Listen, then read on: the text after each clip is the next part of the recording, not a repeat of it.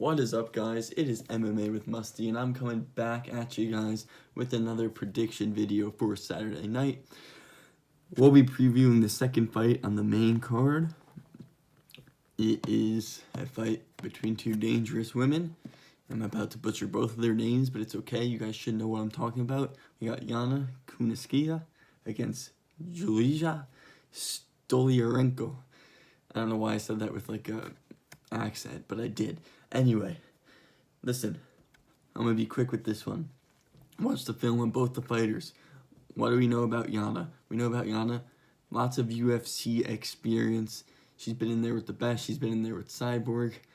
Has a couple wins in the UFC, coming off a loss against a very talented and young up-and-comer in Aspen Ladd. Nothing to be ashamed of there, but lots of UFC experience. From the film, what did I notice about her? She's not great off her back. She's tough, but she lacks skill in striking exchanges. She's pretty big for the weight class. I don't know if this fight is taking place at 135 or 145, but even at 145 she looks big, so she's a big girl. She's very good at using her weight in the clinch, getting girls against the fence, using her size advantage against them. Obviously the UFC experience, which I mentioned, but also a big factor in this fight, she does have 2 submission losses. And when you look at Stolairenko, she's very dangerous with the armbar, which I'll get into. The one other observation I made is in the Aspen Ladd fight, when Aspen mixed up the striking and the wrestling, which isn't easy to do. I don't know. I haven't seen Stolairenko do that as fluently as Aspen Ladd was able to do it, but Yana just looked a step behind when the striking is getting mixed up with the wrestling. So now we take a look at Stolairenko here.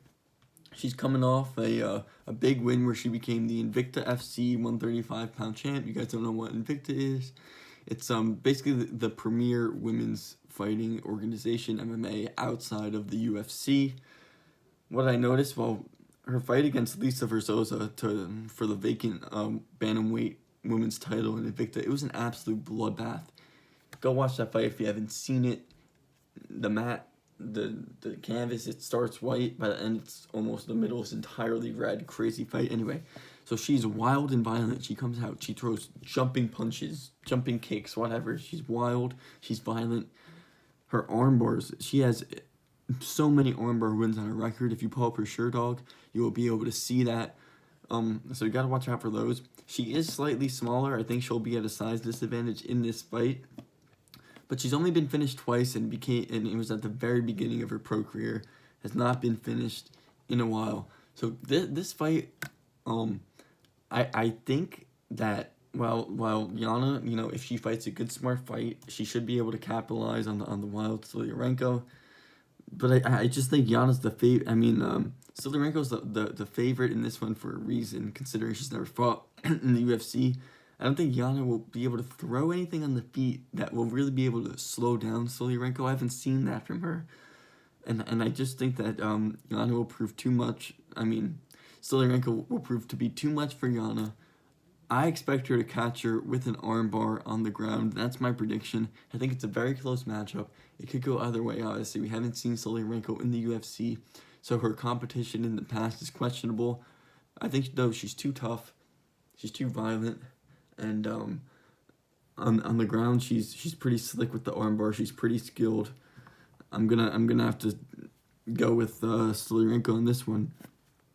Thanks for tuning in. I'll be dropping the rest of the main card predictions between now and Friday. Make sure to check those out. And the betting line for this one is very close. So if you do like Yana as an underdog, I wouldn't say don't take that pick, but if I'm looking at who I think I'm going to give the nod to, it's definitely Stolairenko. Thank you guys. I'll see you in the next one.